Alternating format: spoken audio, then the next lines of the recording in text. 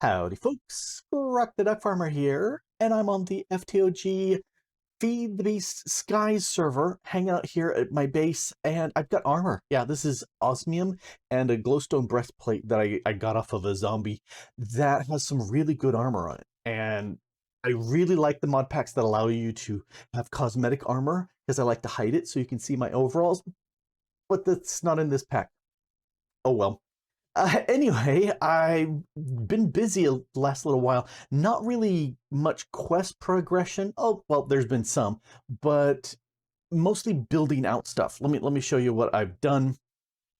This was a 5x5. Now it's a 7x7 because one chunk to the sides of the walls just didn't feel right, and this seems to be a much better size. I like it much better. So that's definitely one thing there. One thing that I do want to talk about to begin with is the ability bottle. There are skills that you can learn, spells that you can learn that are fantastic. And that's where I've got flight. I love it so much.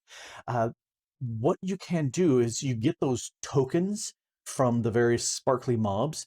You can right click them and add them to yourself.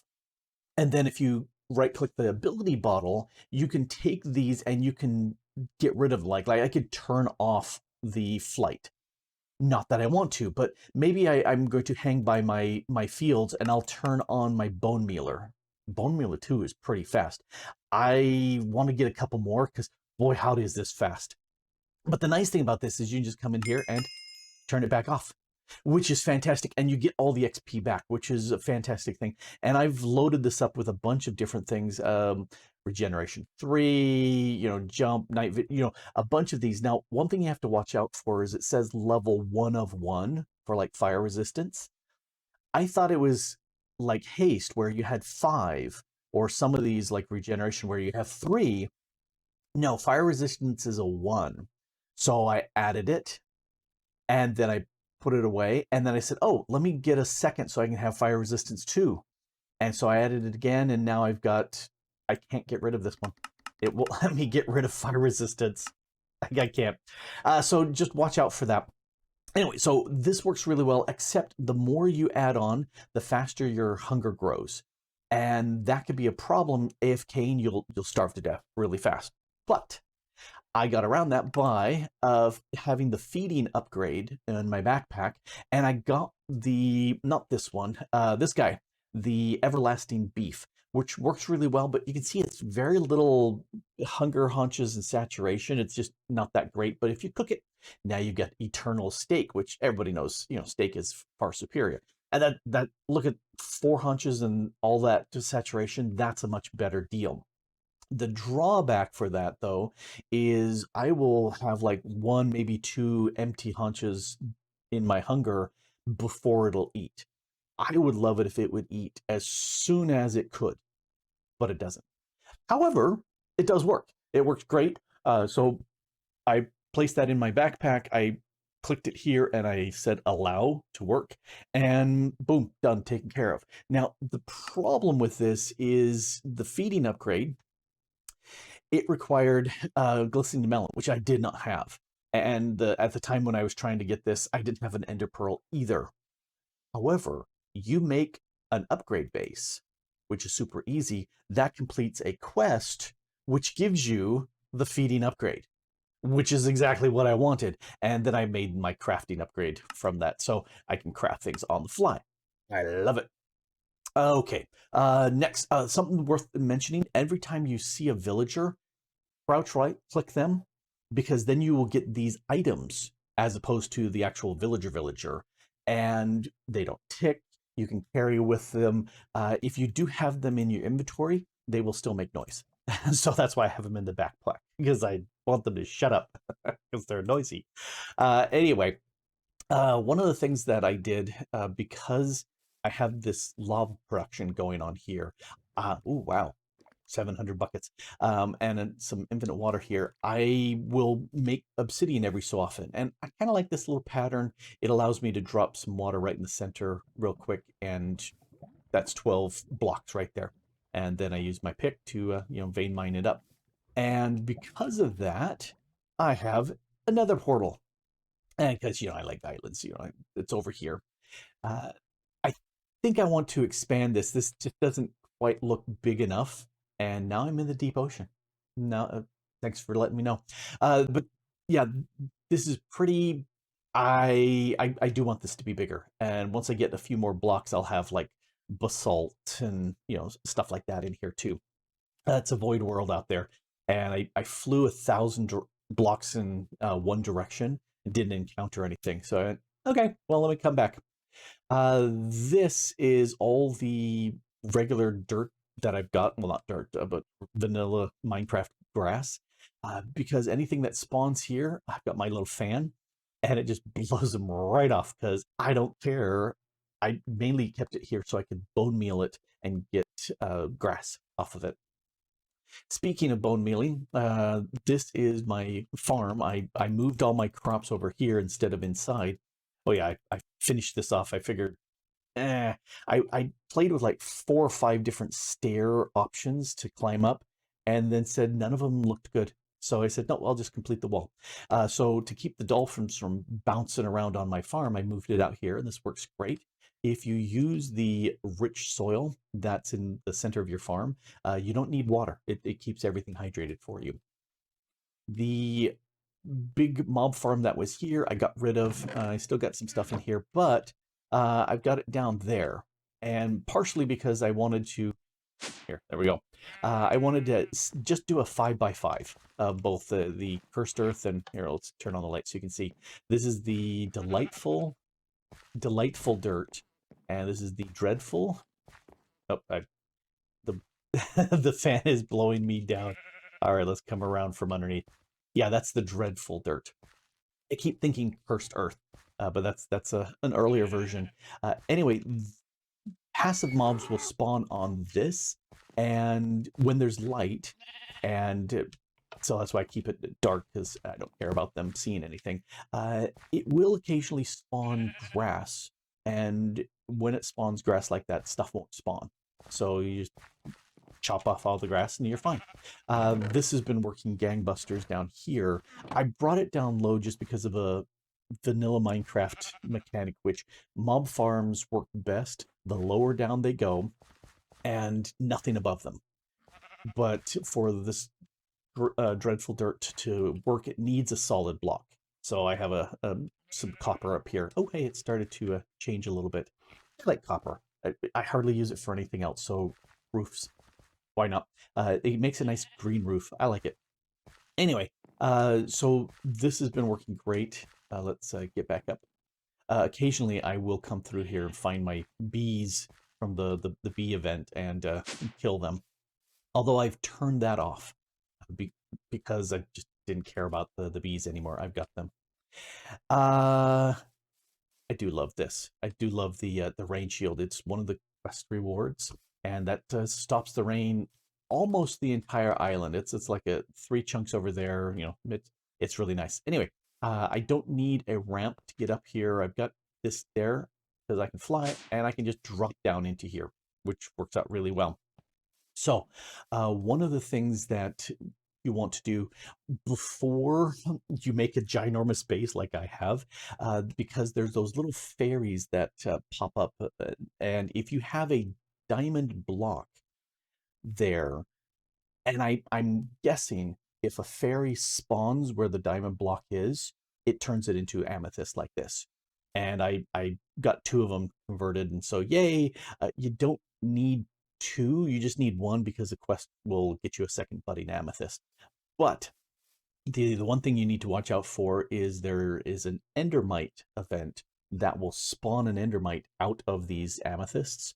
And so if you're just AFKing, being all happy and all that, yeah, they may chew you. They're worth letting it's worth having them spawn at least once, because then you can get endstone from that endermite. Plus, you get amethyst from these guys. So I've upgraded my mesh, which is great. See, so that's that. The way I got these to convert, because if you look on my map, oh, I think I have a dread lamp in place, so nothing passive spawns. So I'm not getting those little fairies appearing on the map. They show up as little white dots. What I had to do is I went about 600 some blocks north from here, put down a 5x5 area of grass, put down 4 diamond blocks, and then AFK'd near it, because you got to give them distance to spawn, and it took about an hour for these two to appear for me. So slow. If you're on your island and you haven't expanded it out, just drop some diamond blocks around, and occasionally they'll get converted. So that's how you do that. But yes, that was how I got my endstone. All right, one of the mods in here that I've been really enjoying is easy villagers. And I was saying, this is a fantastic thing because it makes moving villagers around so much easier. I had them hiding in little holes. Oh, goodbye, Iron Golem. It was nice knowing you. And, free poppies and iron. Oh, why not? What's not to like? Anyway, so the things you want to do is get at least 2 of these villagers and itemize them. Is great. Just always the zombie growl. So you'll want to build a breeder, and if you do just oh, there's also a piglin thing too, but build yourself a breeder. Here it is. None of these are super expensive. This needs netherite, but most of these are pretty cheap. I haven't made the converter. Okay, so trader allows you to trade with the villagers. The auto trader allows you to tell what trades to do, and that's fantastic. Farmer, you put a villager in there and give him a seed, and he'll grow it. I think just the vanilla seeds. The breeder you put 2 guys in there, give them some food, they will make babies. The incubator will allow you to grow those babies up. The converter allows you to put a villager in there along with a potion of weakness. I guess it's a splash potion of weakness and a golden apple. It will get turned into a zombie, and then those items get used to bring them back to normal villager status. The benefit of that is their trades are cheaper because they're happy at you, and it's possible to get them down to one emerald for a trade, which is fantastic. So that's what you can do. I don't have any blaze rods, so I can't make any potions, so I haven't done this yet. And then the iron farm. You just supply them with a villager, and boy, howdy are these zombies really loud here. All right, so what I have done is I've set up 3 iron farms here and a villager doing carrots, and they are all going into this chest here, barrel, which goes ahead with that should have a filter on it. Anyway, I've got a filter down here for carrots. Carrots go into here. Oh, I know why I don't need a filter, because there are no options for carrots here. But what I can do, unfortunately, we get the sprigs, roots, I believe that is. Yep, roots does the sprig. That's an environment, elemental craft. And then these are the vanilla poppies. But I can just put them into the chest back here, and that will get converted into bone meal for me. Plus, iron. Yay, iron. So that also works. Also, any seeds and stuff like, cabbage seeds or things that I don't care about, I can just drop again into here and, get bone meal. Yay, bone meal. Anyway, this I have set up so carrots come into here, and I've got a trader. Oh, he's almost full with carrots. Oh, because he's locked this. It's not 100% hands-free. I have to crouch click to get this guy, drop him into the trader. Oh, and it's opened up these things. In which case, I can manually trade some tomatoes and some flax seeds. I don't need all of those. I don't need a bunch of those. Anyway, so tomatoes and some flax seeds. And thank you guys, that was very nice. 16 each, so there's 32 emeralds. Yeah, I've traded a few things. Anyway, so once the carrot, I bring him over here, that unlocks him. I put him back into here, and you can see it's starting to trade. It'll do 16 at a time. But once he's done, I can sit there and bring him back over to here. it would be faster for me probably to just grab this and do the trading manually since I am. Let's grab him, drop him over here. Okay, he hasn't unlocked because he's done his thing. And he's fully a farmer master all the way up. But if I leave him over here, he'll unlock. Elsewise, he won't. So that's what I've been doing, mainly because I wanted to get easy iron because, hey, why not? I initially thought of using one of these villagers and, was it not the smithing table, because that needs a second tier trade. I wanted I'm drawing a blank on the name of that unit. Okay, let's come over here. Blast furnace. That's what I wanted.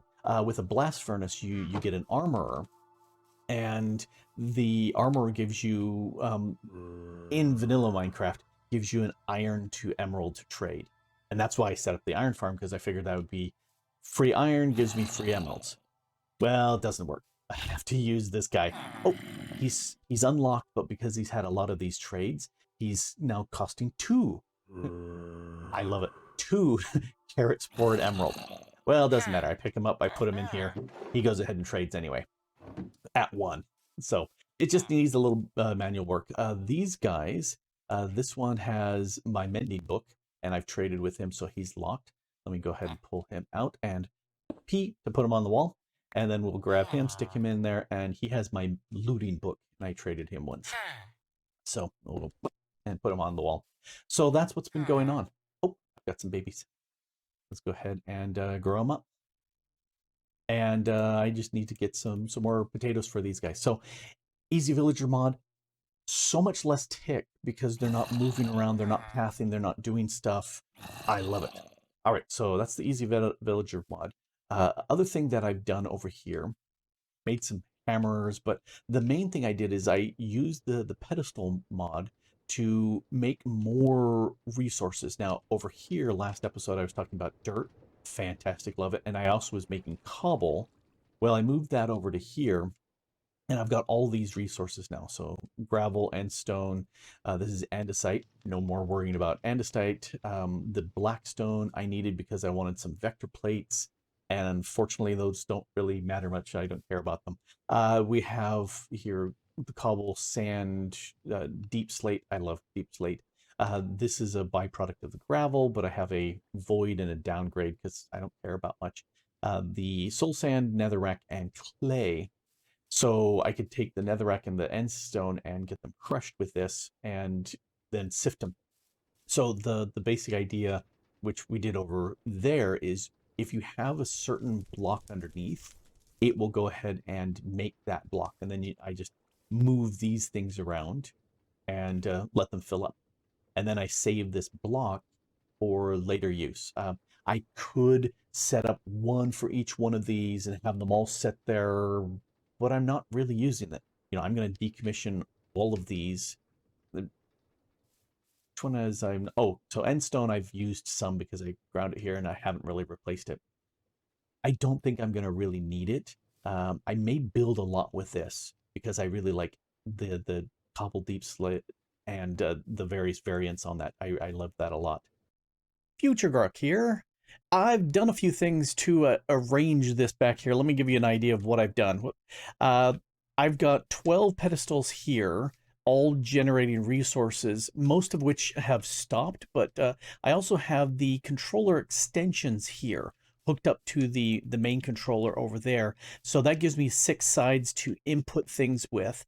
And that way these guys just shove right in, which means this issue here with the flint, if it makes the, as you can see, it's with the gravel here, if it makes flint, there we go, and it's connected here, nothing is going to happen. But once this one empties out and there's 9 gravel here, if I use 9 gravel, then the flint will come in here and that will get shoved into here just the same. So I'm handling both. It's fine. This here, I just switched from cobble to actual stone, and I'm using the Silk Touch shovel. That's one of the quest rewards, and that works great. I took it off, took a look at it. There's no durability being used. If I use that over here, I would only get gravel. Anyway, so I've got a bunch of various blocks here, back here along this wall. These are all the various sifting things and some metals that they get done, a whole bunch of empty space. Some of the things that come from the mob farms, more mob farm stuff that I don't care too much about can go into here. Everything has void upgrades. So, oh, and I went, let's do this real quick. Let's go take a look at the nether, because I made a thing in the nether. So here is my little quick and dirty mob farm. Let's turn off the hide area. So it's just a 5x5 with the cursed earth, and since I had a bunch of the end stone around, I made bricks with this. I can go ahead and turn that off and they'll spawn. It's not great because I've got vector plates in here. And, oh, here, let's turn this stuff on. Yep, it works. It works great. Anyway, because I've got the vector plates, sometimes right in that far corner, either Blaze or the Wither skeletons, both of them are like half into the wall, and I don't know why. It's really strange. So I think what I'll do is I'll get rid of the vector plates and put some fans in here to blow. And I am hoping that will fix that problem. There's a bunch of things here. I'm going to set this up so that it's an ender chest instead of this. And that way all the items are going back to the base, which is chunk loaded. And yeah, it's a great setup now. So that's what I've been doing. These are all upgraded to the Amethyst level sifters. So I've done a little sifting. Lots and lots of resources here. The soul sand gives me nether quartz and gas tears. And what was the other thing? I think it was the blazing archwood came from that.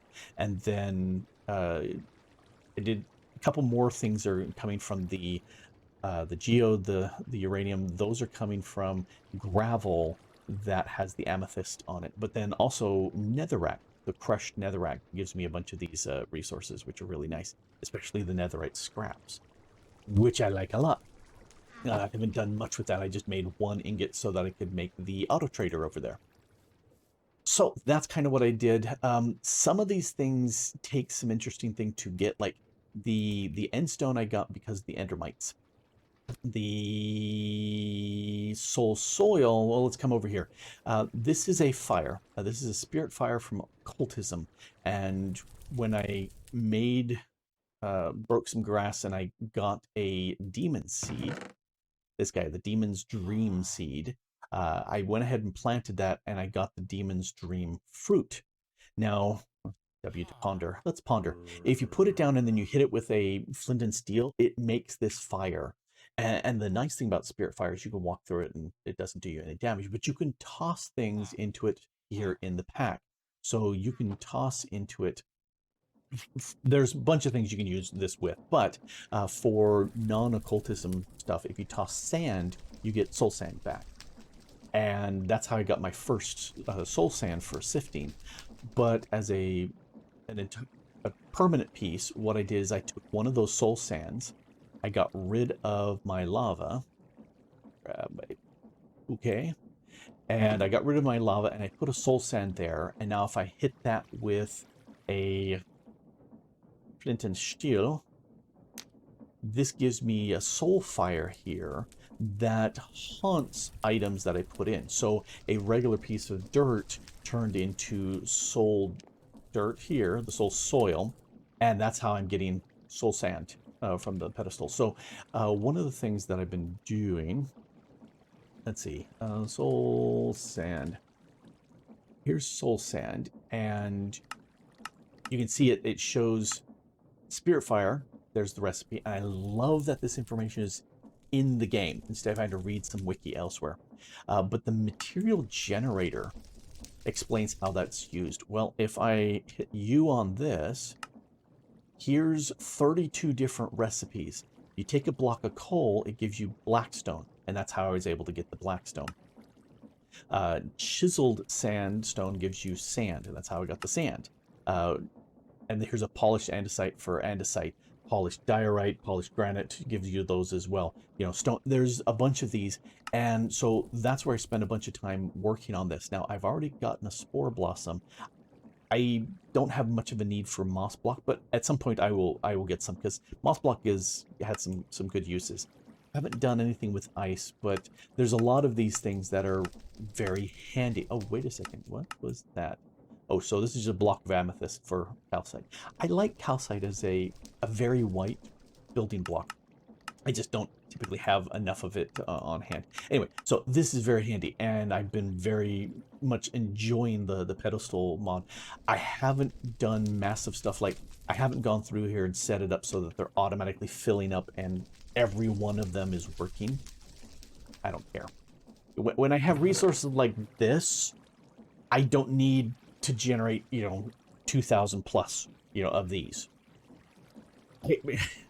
I'm not at that point yet where I need, that many resources. At some point, I'll probably automate that, but not right for now. All right, let's put you away.